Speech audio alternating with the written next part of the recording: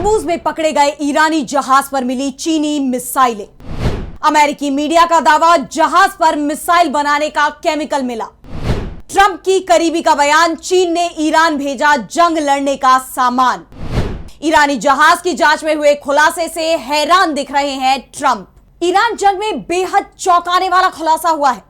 अभी तक कहा यह जा रहा था कि चीन ईरान की मदद कर रहा है, लेकिन इस बात के कोई सबूत सामने नहीं आ रहे थे क्योंकि चीनी मदद बेहद गुपचुप तरीके से हो रही थी और इसलिए अमेरिका भी शांत था। अमेरिका के राष्ट्रपति डोनाल्ड ट्रंप जरूर ये कह रहे थे कि शी जिनपिंग ऐसा कोई काम नहीं करेंगे जिससे अमेरिका भड़के। हमें उम्मीद नहीं है कि चीन ईरान की मदद कर रहा है, लेकिन अब ट्रंप खुद हैरान दिखाई दे रहे हैं क्योंकि अमेरिकी नेवी ने संकेत दिया है कि जंग में चीन ईरान की खुलकर मदद कर रहा है, क्योंकि हाल ही में अरब सागर में अमेरिकी नेवी ने जिस ईरानी जहाज को पकड़ा था उसे लेकर अब बड़ा खुलासा हुआ है। अमेरिका की तरफ से कहा जा रहा है कि इस जहाज में मिसाइल बनाने वाला सामान लदा हुआ था। दावे तो यहां तक किए जा रहे हैं कि जहाज पर मिसाइलें भी थी जिन्हें अमेरिका ने जब्त कर लिया है, लेकिन इसकी कोई पुष्टि नहीं हो पाई है। लेकिन यह बात जरूर सामने आ गई है कि चीन से जो जहाज आया था उस पर बेहद खतरनाक सामान लदा हुआ था और आज हम इसी को लेकर अपनी स्पेशल रिपोर्ट में करेंगे बात। नमस्कार, मैं आराधना। तो शुरू करते हैं हमारी ये खास रिपोर्ट और बात करते हैं कि कैसे खुलकर चीन ईरान की इस जंग में मदद कर रहा है।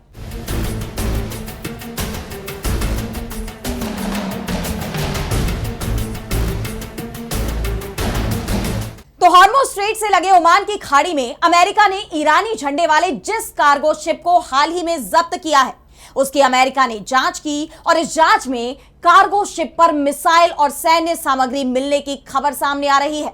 अमेरिकी अखबार वॉल स्ट्रीट जर्नल की तरफ से दावा किया गया है कि इस जहाज में चीन की तरफ से ईरान के लिए भेजी गई सैन्य सामग्री मिली है। वैसे अमेरिकी सरकार और सेना ने वॉल स्ट्रीट जर्नल के दावे की पुष्टि नहीं की है। इस घटना की खास बात यह है कि यह सिर्फ एक जहाज की जब्ती नहीं है, बल्कि ईरान और चीन के रिश्ते को भी इस घटना ने खोलकर दुनिया के सामने रख दिया है। यह सामने आ गया है कि दोनों देशों के बीच के रिश्ते बेहद गहरे हैं और यही कारण है कि जब जंग में दुनिया के दूसरे देशों ने ईरान से दूरी बना ली थी उस वक्त भी चीन ईरान की खुलकर मदद कर रहा था। इस खबर के सामने आने के बाद खुद अमेरिकी राष्ट्रपति डोनाल्ड ट्रंप भी सतर्क नजर आ रहे हैं। शायद यही वजह है कि जो ईरान की तरफ से वार्ता से साफ इनकार करने के बावजूद वो अपने उपराष्ट्रपति जेडी वेंस को पाकिस्तान भेज रहे हैं। वो ईरान पर दबाव बना रहे हैं कि बातचीत के लिए उसे आना ही होगा।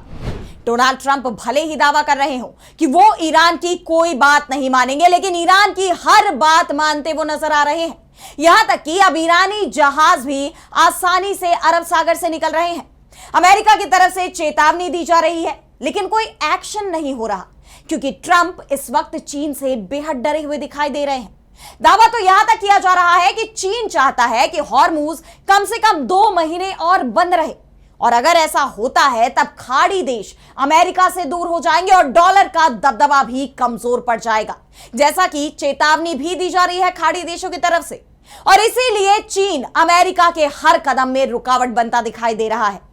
अब ये बात तो आप जानते ही हैं कि जंग के दौरान संयुक्त राष्ट्र में ईरान के खिलाफ प्रस्ताव लाने की अमेरिका की हर कोशिश को चीन ने नाकाम कर दिया था। उसने वीटो पावर का इस्तेमाल कर हर प्रस्ताव को खारिज कर दिया था और ये खबरें भी सामने आ रही थी कि जंग के वक्त ईरान को चीनी सैटेलाइट की मदद मिल रही थी जिससे वो अमेरिकी सैन्य ठिकानों की रियल टाइम जानकारी हासिल कर रहा था और उसी के चलते ईरानी ड्रोन और मिसाइल के बेहद सटीक हमले हो रहे थे, यानी उसे अपने हमलों में पूरी कामयाबी भी मिल रही थी। अमेरिकी मीडिया तो शुरुआत से ही सवाल कर रहा था कि आखिर ईरानी मिसाइलें अचानक इतनी घातक कैसे हो गई। 2000 किलोमीटर की दूरी पर वो एकदम सटीक हमले कैसे कर रही हैं? उनके पास अमेरिकी सैन्य अड्डों की ये बेहद सटीक जानकारी आखिर मिल कैसे रही है? वैसे चीन ने तो हमेशा ही अमेरिकी दावों को खारिज किया था, लेकिन अब जिस ईरानी मालवाहक जहाज एमवी टॉस्का को अमेरिका ने पकड़ा है उसे लेकर साफ हो गया है कि जंग में चीन ईरान की खुलकर मदद कर रहा है। जहाज के कार्गो को लेकर अभी तक आधिकारिक जानकारी सामने नहीं आई है, लेकिन शुरुआती रिपोर्टों में संकेत दिया गया है कि इसमें ड्यूअल यूज सामग्री मौजूद थी। इसका मतलब ऐसे उत्पादों से है जिसका इस्तेमाल सैन्य और औद्योगिक दोनों ही कामों में किया जा सकता है। अमेरिकी सेंट्रल कमांड यानी सेंटकॉम का कहना है कि ऐसे ड्यूअल यूज सामान में कुछ धातु, पाइप और इलेक्ट्रॉनिक कंपोनेंट शामिल हो सकते हैं जिनका इस्तेमाल मिसाइल प्रोग्राम में भी किया जा सकता है। एक अधिकारी ने बताया कि यह जहाज पहले भी ऐसे सामान ले जा चुका है। ऐसे सामान को लेकर अमेरिका पहले भी चिंतित रहा है क्योंकि यह ईरान के बैलिस्टिक मिसाइल कार्यक्रम से जुड़ा हो सकता है। यह जहाज ईरान की शिपिंग कंपनी IRISL से जुड़ा हुआ बताया जाता है, जिस पर पहले से ही अमेरिकी प्रतिबंध लगे हुए हैं। अमेरिका ने पहले भी इस तरह के आरोप लगाए हैं कि युद्ध में चीन ईरान की मदद कर रहा है। हालांकि चीन ने इन आरोपों को हमेशा ही खारिज किया है। वहीं ईरान की सेना ने इस कार्रवाई को हथियारबंद समुद्री लूट बताया है। तेहरान की तरफ से कहा गया है कि अमेरिका की इस कार्रवाई का वो करारा जवाब देगा। इस बीच डोनाल्ड ट्रंप की करीबी और रिपब्लिकन पार्टी की नेता निकी हेली ने इस जहाज को लेकर बड़ा दावा कर दिया है, जिससे हड़कंप मच गया है। उन्होंने कहा है कि हॉर्मुज़ स्ट्रेट में अमेरिका ने जिस जहाज को जब्त किया वो चीन से ईरान की तरफ जा रहा था और उसका संबंध मिसाइलों के लिए केमिकल की खेप से है। उसने रुकने के बार बार दिए गए आदेशों को मानने से इनकार कर दिया। युद्ध में चीन द्वारा ईरानियों की मदद करने की संभावना एक ऐसी हकीकत है जिसे अब नजरअंदाज नहीं किया जा सकता। हालांकि निकी हेली ने जो दावा किया है उसे लेकर कोई सबूत उन्होंने नहीं दिए और किसी स्वतंत्र सोर्स ने भी उनके इस दावे की पुष्टि नहीं की है।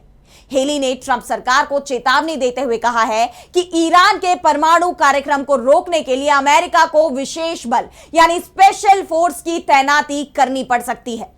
यह एक बेहद जोखिम भरा मिशन होगा जिसे पूरा करने में 1 सप्ताह से 10 दिन तक का समय लग सकता है, लेकिन यह जरूरी है ताकि ईरान की सैन्य क्षमता को कमजोर किया जा सके। यानी हेली साफ साफ कह रही है कि ईरान के साथ अभी और जंग लड़नी पड़ेगी।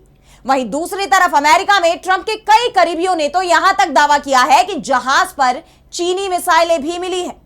इन खबरों के बाद अब सवाल यह उठ रहे हैं कि क्या अमेरिका चीन के खिलाफ कोई बड़ा एक्शन लेगा।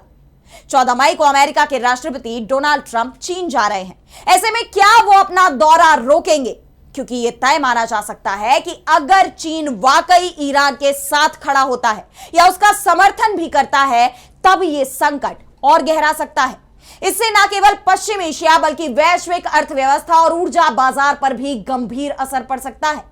ऐसे में निकी हेली और अमेरिकी मीडिया से जो खबरें सामने आ रही हैं उसने इस आशंका को और मजबूत कर दिया है कि ईरान संकट अब सिर्फ 2 देशों तक सीमित नहीं रहेगा, बल्कि इसमें बड़ी शक्तियों की सीधी भागीदारी देखने को मिल सकती है। और यही वजह है कि ट्रंप प्रशासन भी अब हर कदम फूंक फूंक कर रख रहा है और चीन की भूमिका पर भी वो करीबी नजर बनाए हुए है। ऐसे में जिस तरह ट्रंप के बयान सामने आ रहे हैं और यह कहा जा रहा है कि ट्रंप अब ईरान से हर हाल में डील करने की कोशिश में जुटे हुए हैं, संकेत तो यहां तक मिल रहे हैं कि वो इसके लिए खुद इस्लामाबाद जाने को उतावले दिखाई दे रहे हैं। इस्लामाबाद में उनके आने की तैयारियां भी हो रही हैं। वो सब ट्रंप के एक डर के चलते हो रहा है, क्योंकि चीन से अगर ईरान को मदद मिलती रहती है तब अमेरिका और इजराइल सालों तक ईरान की जंग लड़ने की क्षमता को खत्म नहीं कर पाएंगे। और अमेरिका अगर जंग लड़ता है तो यह जंग भी उसी तरह आगे बढ़ती चली जाएगी जिस तरह से इस वक्त यूक्रेन और रूस की जंग चल रही है। और डोनाल्ड ट्रंप ये नहीं चाहते हैं। तो फिलहाल आज स्पेशल रिपोर्ट में इतना ही। कैसी लगी आपको रिपोर्ट हमें कमेंट सेक्शन में बताइए, और अगर आपको रिपोर्ट पसंद आई तो वीडियो को लाइक करना ना भूलें और चैनल को सब्सक्राइब कर लें। इसी के साथ मुझे दीजिए इजाजत और देश दुनिया की तमाम बड़ी खबरों के लिए आप देखते रहिए DB लाइव। नमस्कार।